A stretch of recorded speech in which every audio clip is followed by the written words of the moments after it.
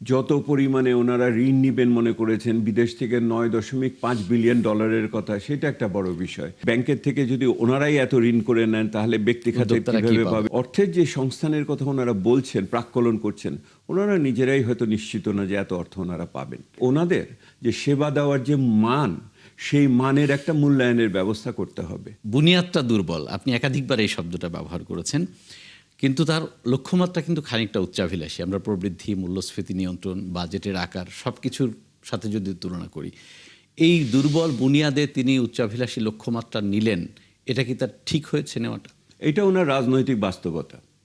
এটা ওনার রাজনৈতিক বাস্তবতা। উনি তো আর আমাদের মতো নীতি বিশ্লেষক, অর্থনীতিবিদ না হন না। আমাদের সেই অর্থে জাতীয় দেশ পরিচালনা করার দায়িত্বও নেই, নিজের দলের সংসদ সদস্যদের টেবিল থাপটানোর দরকারও আমাদের করে না, ওনাদের করে। সেহেতু ওনাদের যে বাজেটটা দিতে হয়েছে নতুন সরকারের প্রথম বাজেট হিসেবে, সেই বাজেটের ভিতরে ওনারা আশার উদ্রেক করার জন্য এই সমস্ত বিভিন্ন লক্ষ্যমাত্রা ওনারা দিয়েছেন।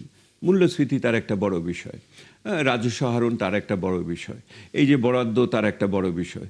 যত পরিমাণে ওনারা ঋণ নিবেন মনে করেছেন বিদেশ থেকে 9.5 বিলিয়ন ডলারের কথা, সেটা একটা বড় বিষয়। ব্যাংকের থেকে যদি ওনারাই এত ঋণ করে নেন তাহলে ব্যক্তি খাতে উদ্যোক্তারা কি কীভাবে পাবে? পাবে? এটা আরেকটা বড় বিষয়।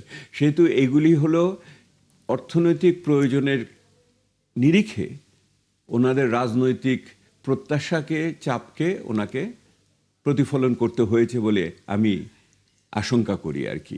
এখন এটা উনি কিভাবে দক্ষতা এবং সমঝোতার ভিতর দিয়ে আগামী দিনে এটাকে বাস্তবায়ন করবেন, সেই পথরেখাটা ওনাকে দিতে হবে। বিষয়। আপনার অবজারভেশনটা জানবো যে বেতন ভাতা সরকারি কর্মকর্তাদের দিতে হবে, এটা গোপন করার কিছু নাই বা আলাদাভাবে দেখানোর কিছু নাই। কারণ এখানে অফিসারদের বেতন ভাতা কত হবে প্রতি বছরই সেটা থাকে। কেন আমি নতুন পে স্কেলের অংশটা থোক বরাদ্দের মধ্যে রাখলাম? এখানে কি আমি লুকানোর চেষ্টা করলাম কিছু?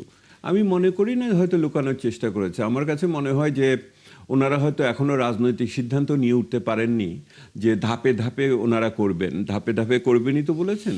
প্রথমে 50%, পরের বছর 50% এবং তৃতীয় বছরের থেকে ভাতাগুলো দিবেন। এবং যখন ভাতা দিবেন তাহলে আগের 2 বছরের ভাতা দিবেন কি দিবেন না, পরের বছর যখন দ্বিতীয় বছরে 50% যখন দিবেন তখন আগের বছরের 50% দিবেন কি দিবেন না, ইত্যাদি হিসাবের ব্যাপার রয়ে গেছে। আমার ধারণা যে ওনারা এই হিসাব করে শেষ করে উঠতে পারেন নাই। এবং এটার অন্য দিকটা হলো অর্থের যে সংস্থানের কথা ওনারা বলছেন, প্রাক্কলন করছেন, ওনারা নিজেরাই হয়তো নিশ্চিত না যে এত অর্থ ওনারা পাবেন। সেহেতু সেই ক্ষেত্রে অনেক সময় থোক বরাদ্দ আপনার একদিকে আর্থিক শৃঙ্খলা নষ্ট করে, আবার অপরদিকে ওনাদের জন্য এক ধরনের আর্থিক নমনীয়তার সুযোগ করে দেয়। আমি মনে করি ওনারা সেইভাবে একটা চতুর পদক্ষেপের ভিতরে এগিয়েছেন। তাহলে কি এই আংশিক বাস্তবায়নের পক্ষে আপনি বেতন কাঠামো? আমি মনে করি অবশ্যই করতে হবে।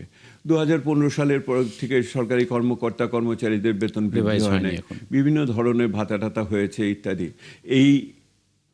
আমি শুধু বৃদ্ধির পক্ষে না, আমি এই বৃদ্ধিটাকে একটি কাঠামোগত নিশ্চয়তার ভিতরে নিয়ে আসার পক্ষপাতী, যাতে করে এই ধরনের পরিস্থিতির যেন উদ্রেক না হয় যে সরকারি কর্মকর্তাদের কাছে আমরা যেই প্রত্যাশাটা করি, যে দক্ষতা এবং যে ধরনের সেবা প্রত্যাশা করি এবং যেই দুর্নীতিমুক্ত এবং অপবাদমুক্ত একটা অবস্থায় থাকতে চাই, তাহলে ওনাদের পারিতোষিকের একটা বিশ্বাসযোগ্য ব্যবস্থা করতে হবে। এটার সাথে সাথে আমি আরেকটা কথা বলি, সেটা হলো যে ওনাদের যে সেবা দেওয়ার যে মান, সেই মানের একটা মূল্যায়নের ব্যবস্থা করতে হবে।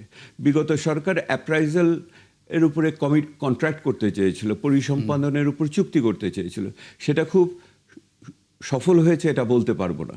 যেহেতু বিভিন্ন দেশে এই ব্যবস্থা আছে যে দক্ষতা এবং তাদের সেবার মানকে মূল্যায়ন করার একটা পদ্ধতি, সেই সংস্কারটাও সাথে লাগবে।